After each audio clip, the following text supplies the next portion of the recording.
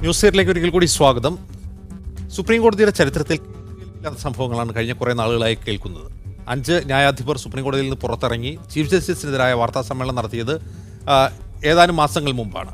ഇതിനിടെ ഇപ്പോൾ കഴിഞ്ഞ 22-ാം തീയതി പുതിയൊരു ആരോപണം ഈ ഉന്നത നീതിപീഠത്തെ ലക്ഷ്യം വെച്ചുകൊണ്ടുവരുന്നു. ഒരു പരാതിക്കാരി സുപ്രീം കോടതിയുടെ തന്നെ ഒരു മുൻ ജീവനക്കാരിയായിരുന്നു. മുൻ ജീവനക്കാരി പരാതി ഉന്നയിക്കുന്നത് സുപ്രീം കോടതി ചീഫ് ജസ്റ്റിസിനെതിരെയാണ്. അതും ലൈംഗിക അതിക്രമമാണ് അവരുടെ പരാതിയിലുള്ളത്. ആ പരാതി നൽകിയത് സുപ്രീം കോടതിയിലെ ജഡ്ജിമാർക്കാണ്. ജഡ്ജിമാർക്ക് ലഭിച്ച പരാതി പിന്നീട് മാധ്യമങ്ങളിലൂടെ പുറത്തു വരികയുണ്ടായി. മാധ്യമങ്ങളിലൂടെ പുറത്തു വന്നതിന് ശേഷം വളരെ പെട്ടെന്ന് അടിയന്തരമായി സുപ്രീം കോടതി ഒരു സിറ്റിംഗ് വിളിക്കുകയും ഈ പരാതി പരിഗണിക്കുന്നതിനിടെ പുതിയ ചില ആരോപണങ്ങൾ ഉയർന്നു വരുന്നു. ഈ പരാതിയുടെ പിന്നിൽ ഗൂഢാലോചനയാണ് എന്നായിരുന്നു ഉയർന്നു വന്ന ഒരു ആരോപണം. ഇത് വലിയ ബിസിനസ് ഗ്രൂപ്പുകൾ, അതുപോലെ പണം നൽകി കോടതി വിധികളെ സ്വാധീനിക്കുന്ന ലോബികൾ, അതുപോലെ ദാവൂദ് ഇബ്രാഹിമിനെ പോലുള്ള രാജ്യവിരുദ്ധരായ അധോലോക നായകന്മാർ, ഇവരുടെ എല്ലാം ഒരു ഗൂഢാലോചനയാണ് എന്ന ഒരു ആരോപണവും ഉയർന്നു വന്നു. എന്തായാലും പരാതിക്കാരിയുടെ പരാതി സംബന്ധിച്ച കേസന്വേഷണത്തിന് മുമ്പ് തന്നെ ഇത് സംബന്ധിച്ച ഗൂഢാലോചന അന്വേഷിക്കാൻ ഒരു കമ്മിറ്റി നിശ്ചയിച്ചിരിക്കുകയാണ്. എന്തായാലും ആ വാർത്താ വിശദാംശങ്ങളിലേക്ക് പോകേണ്ടതുണ്ട്. ഈ പരാതിക്കാരി എന്ന് പറയുന്നത് കോടതിയുടെ ഒരു ജൂനിയർ കോർട്ട് അസിസ്റ്റൻ്റാണ്. വളരെ താഴ്ന്ന പദവിയിലുള്ള ഒരു ക്ലർക്ക് തസ്തികയിലുള്ള ഒരു ജീവനക്കാരിയാണ് പരാതിക്കാരി. 2016 ഒക്ടോബർ 10 മോശമായി പെരുമാറിയെന്നാണ് പരാതി. 2016 അദ്ദേഹം ചീഫ് ജസ്റ്റിസ് ആയിട്ടില്ല. അതിനു മുമ്പ് ജഡ്ജിയായിരുന്ന സമയത്ത് തന്നെ, സുപ്രീം കോടതി ജഡ്ജിയായിരുന്ന സമയത്ത് തന്നെ അദ്ദേഹത്തിൽ നിന്ന് ഇത്തരത്തിലുള്ള മോശം പെരുമാറ്റം ഉണ്ടായിട്ടുണ്ട്. ഇക്കാര്യം പിന്നീട് അദ്ദേഹം ചീഫ് ജസ്റ്റിസായി. ചീഫ് ജസ്റ്റിസിൻ്റെ ഒപ്പമുള്ള ഒരു കോടതി ജീവനക്കാരിയെ അവരെ നിയമിച്ചു. പിന്നീട് അവരുടെ സുപ്രീം കോടതി ചീഫ് ജസ്റ്റിസിൻ്റെ ഔദ്യോഗിക വസതിയിൽ ജോലി ചെയ്യാൻ അവരെ ഡെപ്യൂട്ടി ചെയ്യുകയുണ്ടായി. അവിടെ വെച്ചും മോശമായ പെരുമാറ്റം ഉണ്ടായി എന്നവർ പറയുന്നു. അതുപോലെ ഈ പ്രശ്നങ്ങൾ ഉണ്ടായതിനു ശേഷം ഇവരെ ജോലിയിൽ നിന്ന് പുറത്താക്കി. ഇവർ വഴങ്ങാതായപ്പോൾ ജോലിയിൽ നിന്ന് പുറത്താക്കി എന്ന് മാത്രമല്ല, ഇതേ സുപ്രീം കോടതിയിൽ തന്നെ ജീവനക്കാരനായിരുന്ന അവരുടെ ഭർത്തൃ സഹോദരൻ, അതുപോലെ പോലീസിൽ ജോലി ചെയ്യുന്ന അവരുടെ ഭർത്താവ്, ഇവരെല്ലാം സസ്പെൻഡ് ചെയ്യപ്പെട്ടു. അകാരണമായി, അതായത് കൃത്യമായ ഒരു കാരണമില്ലാത്തവരെയൊക്കെ എല്ലാം സസ്പെൻഡ് ചെയ്യപ്പെട്ടു എന്നാണ് ഇവരുടെ പരാതിയിൽ ഉന്നയിക്കുന്ന ഒരു പ്രധാനപ്പെട്ട കാര്യം. കഴിഞ്ഞ 21-നാണ് ഇവർ കഴിഞ്ഞ 21-ന് ഒരു സത്യവാങ്മൂലം കോടതിയിൽ സമർപ്പിക്കുകയുണ്ടായി. ഈ പരാതി ആഭ്യന്തരമന്ത്രിയുടെ ശ്രദ്ധയിൽ പെട്ടിരുന്നു എന്നും വെളിപ്പെടുത്തലുണ്ടായി. എന്തായാലും സർക്കാരിൻ്റെ, അതായത് ആഭ്യന്തരമന്ത്രിയുടെ ശ്രദ്ധയിൽ വന്നൊരു കാര്യമാണ് പിന്നീട് സുപ്രീം കോടതിയിൽ ഒരു ഹർജിയായി എത്തിയിട്ടുള്ളത്. എന്തായാലും ചീഫ് ജസ്റ്റിസ് ഈ ആരോപണം നിഷേധിക്കുകയുണ്ടായി. ഇത് പിന്നിൽ സുപ്രീം കോടതിയുടെ അന്തസ്സിനെ കളങ്കപ്പെടുത്താനുള്ള ഒരു നീക്കമാണെന്നാണ് അദ്ദേഹം പറഞ്ഞിരുന്നത്. അതിനിടെ ഈ പരാതി തന്നെ ഒരു ഗൂഢാലോചനയുടെ ഭാഗമാണ് എന്ന് ആരോപിച്ചുകൊണ്ട് ഒരു അഭിഭാഷകൻ രംഗത്തെത്തുകയുണ്ടായി. അഭിഭാഷകൻ്റെ സത്യവാങ്മൂലം കോടതിയിലുണ്ട്. അഭിഭാഷകൻ പറയുന്നത്, അദ്ദേഹത്തിൻ്റെ വാദം ജെറ്റ് എയർവേസിൻ്റെ ഉടമകൾ ആണ് പരാതിക്ക് പിന്നിൽ എന്നാണ്. ജെറ്റ് എയർവേസിനെ ഇതിലേക്ക് വലിച്ചഴക്കുകയാണ്. പക്ഷേ ഇത് എന്ത് കാരണം കൊണ്ടാണ്, എവിടെ നിന്നാണ് ഇതിൻ്റെ സ്രോതസ്, ഈ ഗൂഢാലോചനയുടെ സ്രോതസ് എന്താണ് എന്ന കാര്യം കോടതിയിൽ വെളിപ്പെടുത്താൻ ഈ അഭിഭാഷകൻ തയ്യാറായിട്ടില്ല. ഇതിനിടെ ഈ യുവതി ഉന്നയിച്ച ആരോപണത്തെക്കുറിച്ച് അന്വേഷിക്കാൻ ഒരു ഇന്റേണൽ കംപ്ലയിൻസ് കമ്മിറ്റി, ആഭ്യന്തര സമിതിയെ നിയോഗിച്ചിട്ടുണ്ട്. അതിൽ വനിതാ ജഡ്ജിമാരുണ്ട്. ആ ഇന്റേണൽ കംപ്ലയിൻസ് കമ്മിറ്റിയാണ് ഇത് അന്വേഷിക്കുക. പക്ഷേ ആ ഇന്റേണൽ കംപ്ലയിൻസ് കമ്മിറ്റിയുടെ കോൺസ്റ്റിറ്റ്യൂഷൻ സംബന്ധിച്ച് പരാതിക്കാരി ആക്ഷേപം ഉന്നയിച്ചിട്ടുണ്ട്. അവരാവശ്യപ്പെടുന്നത് മുൻ ജഡ്ജിമാർ ഉൾക്കൊള്ളുന്ന ഒരു 6-അംഗ കമ്മിറ്റി ഇത് അന്വേഷിക്കണമെന്നാണ്. നിലവിലുള്ള ഇന്റേണൽ കംപ്ലയിൻസ് കമ്മിറ്റിയിൽ അവർ അവിശ്വാസം രേഖപ്പെടുത്തിയിട്ടുണ്ട്. അന്വേഷണത്തിന് വിരമിച്ച 6 ജഡ്ജിമാർ വേണമെന്നാണ് അവർ പറയുന്നത്. അതുപോലെ ചീഫ് ജസ്റ്റിസിനെതിരെ പരാതി ഉന്നയിക്കാൻ പണം വാഗ്ദാനം ചെയ്തുവെന്ന് ഈ ഉത്സവ് ബെയിൻസ്, ഞാൻ മുമ്പ് സൂചിപ്പിച്ച അഭിഭാഷകൻ ഉത്സവ് ബെയിൻസ് ചൂണ്ടിക്കാട്ടുകയായി. അത് താൻ ഇങ്ങനെ ഒരു പരാതി കൊടുക്കാൻ വേണ്ടി തന്നെ ചിലർ സമീപിച്ചിരുന്നു. 50 ലക്ഷം രൂപ വാഗ്ദാനം ചെയ്തുവെന്നാണ് അദ്ദേഹം കോടതിയിൽ പറഞ്ഞത്. എന്തായാലും ഈ ആരോപണങ്ങൾ ഉന്നയിക്കുന്ന ഉത്സവ് ബെൻസ് ഉന്നയിക്കുന്ന ആരോപണങ്ങളിൽ അദ്ദേഹം പറയുന്ന തൻ്റെ സ്രോതസ്സുകൾ, താൻ ആരോടാണ് സംസാരിച്ചത്, എവിടെ നിന്നാണ് ഈ തെളിവുകൾ എന്ന് സംബന്ധിച്ച് തനിക്ക് വെളിപ്പെടുത്താൻ കഴിയില്ല എന്ന് പറഞ്ഞെങ്കിലും കോടതി അത് അംഗീകരിച്ചിട്ടില്ല. കാരണം ഇത് ഗൂഢാലോചനയാണെങ്കിൽ ആ സ്രോതസ്സുകളോട് വെളിപ്പെടുത്തണമെന്ന് കോടതി പറഞ്ഞിട്ടുണ്ട്. എന്തായാലും പരാതിക്കാരി പറയുന്ന കോടതിയുടെ നടപടികളിൽ അതൃപ്തി അറിയിച്ചിട്ടുണ്ട്. എന്തായാലും ഈ സംഭവവികാസങ്ങളുടെ വിശദാംശങ്ങളുമായി ഞങ്ങളുടെ പ്രതിനിധി ജെ മുഹാജിറുണ്ട് ഡൽഹിയിൽ നിന്ന്. മുഹാജിർ, യഥാർത്ഥത്തിൽ വളരെ ദുരൂഹമായ ചില കാര്യങ്ങളാണ് സുപ്രീം കോടതിയുമായി ബന്ധപ്പെട്ട് പുറത്തു വരുന്നത്. എന്താണ് അതിൻ്റെ ഒരു വിശദാംശം, ചുരുക്കം?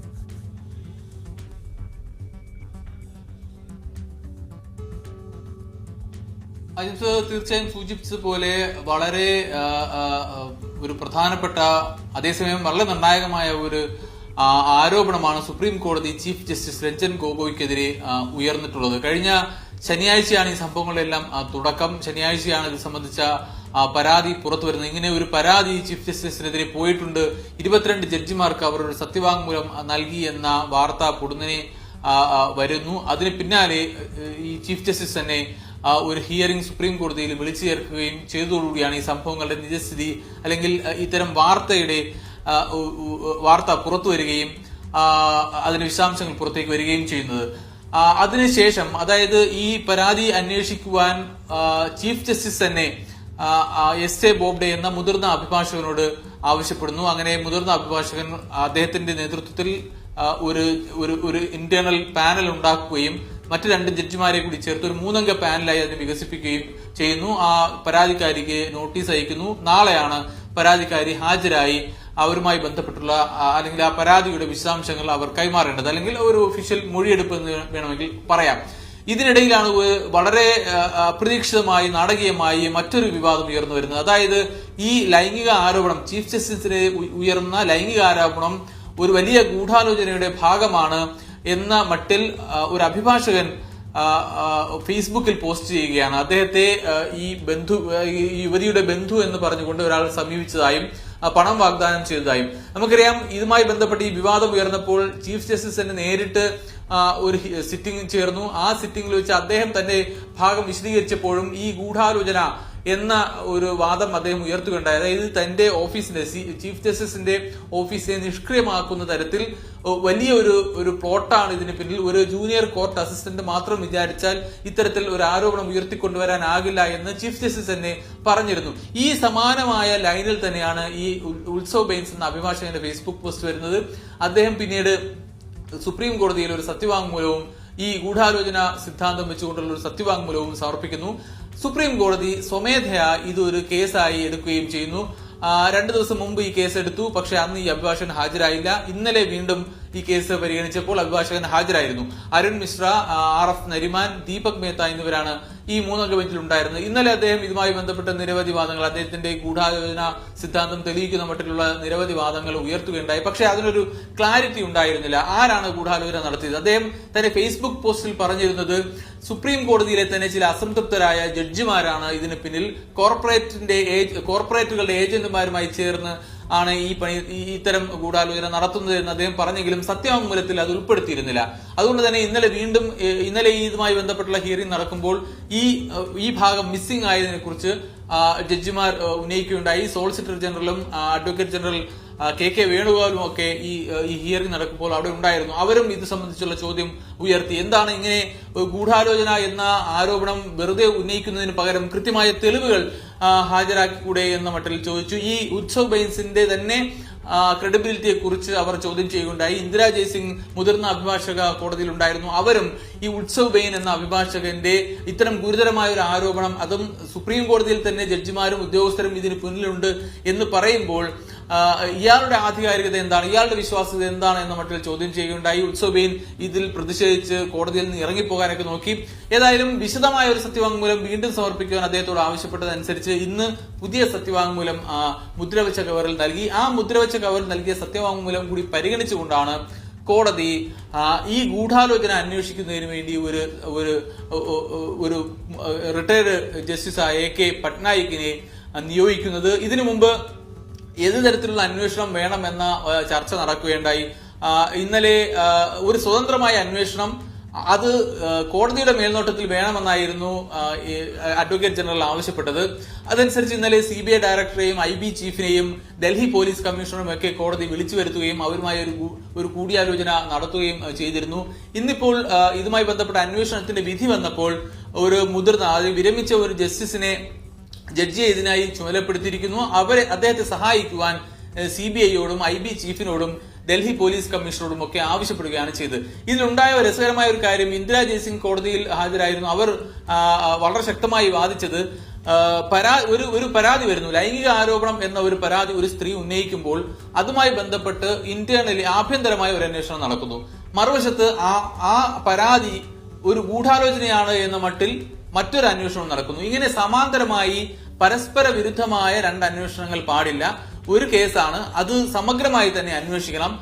ഇപ്പോൾ നിങ്ങൾ ഈ ഗൂഢാലോചന സിദ്ധാന്തത്തെ മുൻനിർത്തിക്കൊണ്ട് ഒരു പ്രത്യേക അന്വേഷണം നടത്തുമ്പോൾ പരാതിക്കാരിയെ പ്രതിക്കൂട്ടിൽ നിർത്തുകയാണ്. പരാതിക്കാരിയെ ഈ ഗൂഢാലോചനയുടെ ഭാഗമായി കണ്ടുകൊണ്ട് അങ്ങനെ ഒരു മുൻവിധിയോടുകൂടി ഒരു അന്വേഷണം നടത്തുന്നത് നീതിപൂർവമായിരിക്കില്ല എന്ന വളരെ പ്രസക്തമായ ഒരു വാദം അവർ മുന്നോട്ട് വെച്ചെങ്കിലും കോടതി അത് അംഗീകരിച്ചില്ല. കോടതി പറഞ്ഞത് ഇത് സുപ്രീം കോടതിയുടെ വിശ്വാസ്യതയെ, അല്ലെങ്കിൽ സുപ്രീം കോടതി ഇന്നലെ പുറത്തിറക്കിയതും ഇനി പുറത്തിറക്കാനിരിക്കുന്നതുമായ വിധികളെയൊക്കെ സംശയത്തിന്റെ നിഴലിൽ നിർത്തിക്കൊണ്ടുള്ള ഒരു ആരോപണമാണ് ഉയർന്നിരിക്കുന്നത്. അത് വളരെ ഗൗരവമായി തന്നെ കാണണം. അത് പ്രത്യേകമായി തന്നെ അന്വേഷിക്കേണ്ടതുണ്ട്. മറ്റ് ആരോപണം അല്ലെങ്കിൽ യുവതി ഉന്നയിച്ച ആരോപണവുമായി ബന്ധപ്പെട്ട് മറ്റ് അന്വേഷണം അത് അതിന്റെ വഴിക്ക് നടക്കും. അതും ഇതും തമ്മിൽ ബന്ധമില്ല എന്ന മട്ടിൽ പറഞ്ഞുകൊണ്ട് സുപ്രീം കോടതി ഇന്ന് ഈ കേസ് അല്ലെങ്കിൽ പുതിയൊരു അന്വേഷണത്തിന് ഉത്തരവിട്ടുകൊണ്ട് കേസ് അവസാനിപ്പിക്കുകയാണ് ചെയ്തത്.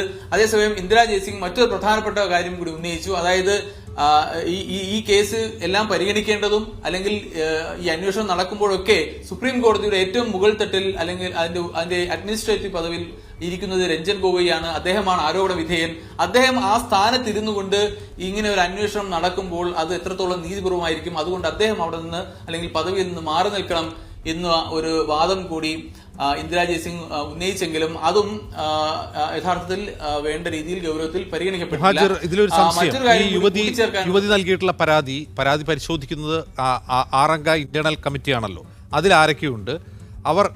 അവർ എന്നു മുതലാണ് ആ അന്വേഷണം, അവരുടെ പരാതി കേൾക്കൽ സംബന്ധിച്ചുള്ള നടപടികൾ തുടങ്ങുക? 1. 2, ഈ സുപ്രീം കോടതിക്കെതിരെ ഉയർന്നു വരുന്ന ഒരു ആരോപണം പരിശോധിക്കുമ്പോൾ അഡ്വക്കേറ്റ് ജനറൽ കെ വേണുഗോപാൽ ഈ കഴിഞ്ഞ ദിവസങ്ങളിലെല്ലാം കോടതിയിൽ ഹാജരായി ചില അഭിപ്രായ പ്രകടനങ്ങൾ നടത്തിയിരുന്നു എന്ന് മാത്രമല്ല, ഇന്ന് ഈ പറയുന്ന അഭിഭാഷകൻ, ഈ സത്യവാങ്മൂലം നൽകിയെന്ന് പറയുന്ന അഭിഭാഷകൻ ഉത്സവ് ബെയിൻസിനെ പിന്തുണച്ചുകൊണ്ട് ചില കാര്യങ്ങൾ കൂടി കെ വേണുഗോപാൽ പറഞ്ഞിരുന്നു.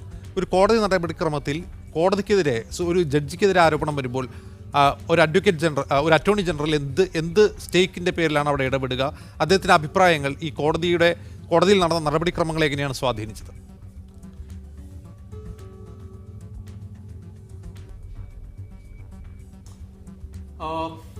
അജിംസ് ആദ്യം ചോദിച്ചത് ഈ പരാതിക്കാരിയുടെ ആരോപണം എങ്ങനെയാണ് മുമ്പോട്ട് പോകുന്നത് എന്നുള്ളതാണ്. അതിന് സുപ്രീം കോടതി ഒരു ആഭ്യന്തരമായ ഒരു അന്വേഷണ സമിതിയെ നേരത്തെ ഞാൻ പറഞ്ഞ പോലെ എസ് എ ബോബ്ഡെ മുതിർന്ന സുപ്രീം കോടതിയിലെ മുതിർന്ന ജഡ്ജാണ്. അദ്ദേഹത്തിന്റെ നേതൃത്വത്തിലാണ് ഒരു ആഭ്യന്തരമായ അന്വേഷണ സമിതി രൂപീകരിച്ചത്. അതിൽ മറ്റു 2 അംഗങ്ങൾ കൂടിയുണ്ട്. ഒന്ന് NV രമണ എന്ന ജഡ്ജും മറ്റൊന്ന് ഇന്ദിരാ ബാനർജിയും. പക്ഷേ ഈ NV രമണയെക്കുറിച്ച് ഇന്നലെ ഈ പരാതിക്കാരി ഒരു കത്ത് എസ് എ ബോബ്ഡെക്ക് അയക്കുകയുണ്ടായി. അതിൽ അവരുടെ ചില ആശങ്കകളാണ് അതിൽ പങ്കുവച്ചത്. അതായത് ഇത്തരം ഒരു അന്വേഷണവുമായി മുമ്പോട്ട് പോകുമ്പോൾ എന്നെ വ്യക്തിപരമായി തേജോവധം ചെയ്യുന്ന രീതിയിലുള്ള പരാമർശങ്ങൾ ഇതിനകം തന്നെ പല ജഡ്ജിമാരുടെ ഭാഗത്തു നിന്ന് വന്നിരിക്കുകയാണ്. അങ്ങനെ ഒരു മുൻവിധി ഇക്കാര്യത്തിൽ കോടതിക്കും കോടതിയിലെ ഈ അന്വേഷണവുമായി ബന്ധപ്പെട്ടുള്ള മറ്റ് ജഡ്ജിമാർക്കൊക്കെ ഉണ്ട് എന്നാണ് മനസ്സിലാക്കുന്നത്. അങ്ങനെ ഇരിക്കവേ ഇനി നടക്കാൻ പോകുന്ന അന്വേഷണം എത്രത്തോളം നീതിപൂർവമായിരിക്കും എന്ന് എനിക്ക് സംശയമുണ്ട് എന്നാണ് യുവതി എസ് എ ബോബ്ഡെയെ കത്ത് മുഖാന്തരം അറിയിച്ചത്. മാത്രമല്ല ഈ പാനലിൽ ഉള്ള NV രമണ എന്ന ന്യായാധിപൻ ചീഫ് ജസ്റ്റിസുമായി വളരെ അടുത്ത ബന്ധം സൂക്ഷിക്കുന്ന ആളാണ്. പലപ്പോഴും അദ്ദേഹത്തിന്റെ വീട്ടിൽ വന്നു പോകുന്ന ആളാണ്. അതുകൊണ്ട് തന്നെ അങ്ങനെ ഒരാൾ അവിടെ ഇരിക്കുമ്പോൾ നിഷ്പക്ഷമായ രീതിയിൽ ഈ അന്വേഷണം നടക്കുമോ എന്ന് എനിക്ക് ഉറപ്പില്ല. അതുകൊണ്ട് അദ്ദേഹത്തെ ഈ പാനലിൽ നിന്ന് ഒഴിവാക്കണം എന്നൊരു ആവശ്യം അവർ മുന്നോട്ട് വെച്ചു.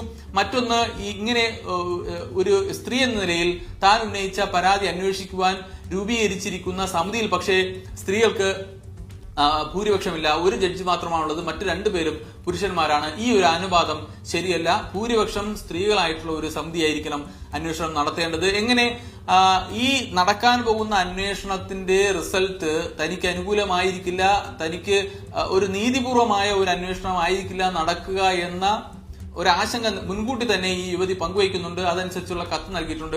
അതിനെ തുടർന്നാണ് ഇന്നിപ്പോൾ NV രമണ ഈ സമിതിയിൽ നിന്ന് പിൻവാങ്ങിയത്. അദ്ദേഹത്തിന് പകരമായി ആരെയാണ് ഈ സമിതിയിലേക്ക് വെച്ചിട്ടുള്ളത് എന്ന് ഇതുവരെ നമുക്ക് വ്യക്തമല്ല. നാളെ ഏതായാലും അവരോട് ഹാജരാകാൻ പറഞ്ഞിട്ടുണ്ട്. അതോടൊപ്പം തന്നെ ഇവർ മുൻ ജീവനക്കാർ കൂടിയാണ്. ഇവരുമായി ബന്ധപ്പെട്ട് ചില അച്ചടക്ക നടപടികളുടെ ഭാഗമായാണ് ഇവർ കോടതിയിൽ നിന്ന് പുറത്തു പോകുന്നത്. അതുകൊണ്ട് തന്നെ ഈ അച്ചടക്ക നടപടികളുമായി ബന്ധപ്പെട്ടുള്ള എല്ലാ രേഖകളും, എന്തൊക്കെ നടപടിക്രമങ്ങൾ, അന്വേഷണങ്ങൾ സുപ്രീം കോടതിയിൽ നടന്നിട്ടുണ്ട് നൽകിയത് ഡൽഹിയിൽ നിന്ന്. മറ്റു ചില വാർത്തകളിലേക്ക് കൂടി വരേണ്ടതുണ്ട്. വളരെ പെട്ടെന്ന് മടങ്ങി വരാം. ഒരു ചെറിയ ഇടവേള കൂടി.